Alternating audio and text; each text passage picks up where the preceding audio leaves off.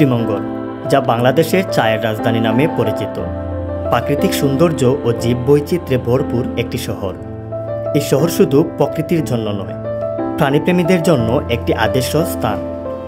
আর তারই মাঝে গড়ে উঠেছে একটি আকর্ষণীয় চিড়িয়াখানা, যা ভ্রমণ পিপাসুদের কাছে এখন বেশ জনপ্রিয়।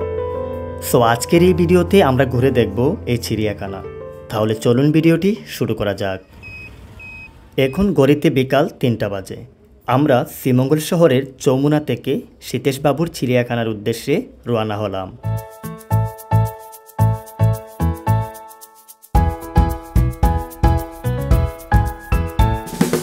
বেশ কিছু দূর এগোতেই আমাদের চোখে পড়ল চিড়িয়াখানার ছোট্ট একটি সাইনবোর্ড। আর এই সাইনবোর্ডই জানিয়ে দিচ্ছে আমরা চিড়িয়াখানার খুব কাছাকাছি পৌঁছে গেছি। অবশেষে প্রায় ৫ থেকে ৭ মিনিটের মধ্যে আমরা এসে পৌঁছালাম আমাদের কাঙ্ক্ষিত সেই জায়গায়।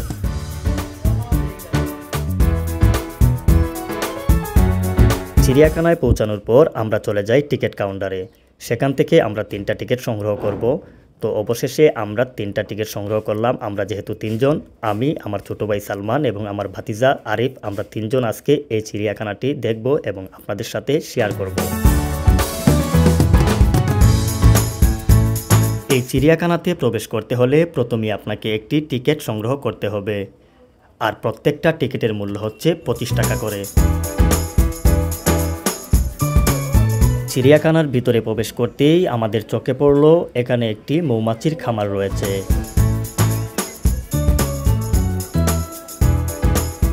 মৌমাছির খামারের ঠিক পাশেই রয়েছে মায়া হরিণের খাঁচা। এই হরিণগুলো দেখতে অনেক সুন্দর। মায়া হরিণের খাঁচার ঠিক পাশেই রয়েছে আরও 3টি চিত্রল হরিণ। সাধারণত এই হরিণগুলোর শিং অনেক লম্বা হয়ে থাকে। এই হরিণের খাঁচার ঠিক সামনেই রয়েছে আরও একটি বড় খাঁচা, যেখানে দেখা যাচ্ছে আরও 2টি চিত্রল হরিণ রয়েছে। সেগুলা আকারে খুব বড় ছিল। তো আমি চেষ্টা করলাম তাদেরকে একটু ছুঁয়ে দেখতে। তাদের শিংগুলো অনেক লম্বা ছিল।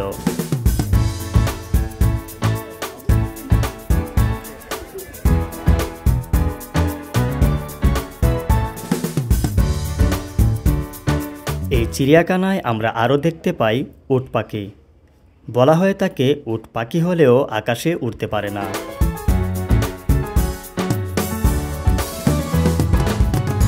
উট পাখির কাঁচার পাশেই আমরা বানর প্রজাতির কিছু প্রাণীর দেখা পাই।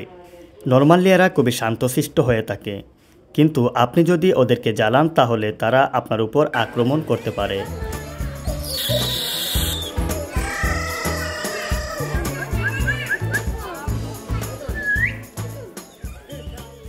এটা হচ্ছে অজগর সাপ।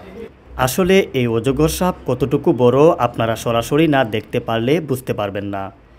এর মাথা দেখে মনে হচ্ছিল একটা মানুষ ও একাই আস্ত গিলে খেতে পারবে। অজগর সাপের পাশেই রয়েছে শঙ্কিনী সাপ বা শাকিনী। এরা দিনের বেলায় শান্ত, কিন্তু রাতে এরা ভয়ঙ্কর হয়ে ওঠে।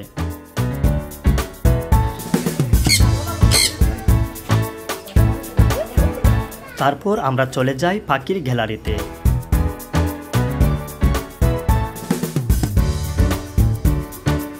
সেখানে দেশি বিদেশি হরেক রকম পাখি থাকলেও আমাদের চোখ আটকে যায় ময়ূরের দিকে।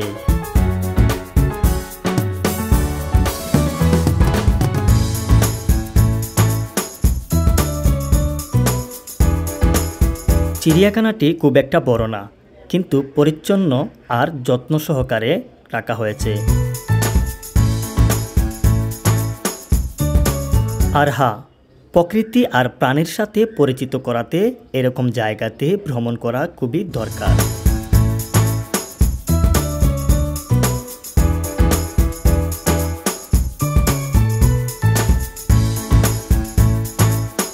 এই চিড়িয়াখানা যে শুধু শিশুদের জন্য তা কিন্তু নয়, এটি সকল বয়সের দর্শনার্থীদের জন্য একটি আকর্ষণীয় জায়গা।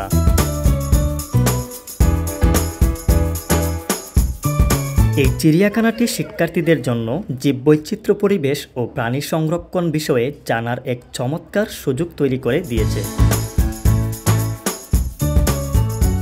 চিড়িয়াখানাটি হাইলহাওয়ারের কাছাকাছি, শহর থেকে প্রায় 1 কিলোমিটার দূরে অবস্থিত। আপনারা হয়তো ভাবছেন এই চিড়িয়াখানাতে কিভাবে আসবেন। বাংলাদেশের যে কোনো স্থান হতে ট্রেন, বাস কিংবা মাইক্রোবাসে শ্রীমঙ্গল শহরে আসতে হবে। শ্রীমঙ্গল শহরের চৌমুনা থেকে রিকশায় 7 থেকে 8 মিনিটের মধ্যেই পৌঁছে যেতে পারবেন এই চিড়িয়াখানাতে।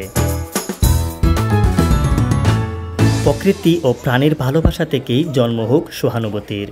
সো বন্ধুরা, আজকের এই ভিডিওটি এই পর্যন্তই। যদি ভিডিও ভালো লাগে অবশ্যই একটি লাইক করবেন, চ্যানেল নতুন হয়ে থাকলে সাবস্ক্রাইব করতে ভুলবেন না। ফেসবুক পেজ থেকে দেখলে অবশ্যই ফলো দিয়ে রাখবেন। ভালো থাকবেন, আসসালামু আলাইকুম।